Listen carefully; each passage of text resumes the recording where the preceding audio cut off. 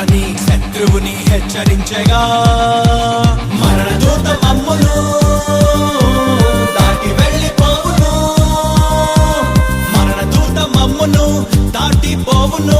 యేసుని రక్తం చూచి ఏ తెగులును మా గుడారము సమీపించనేరదు వచ్చి.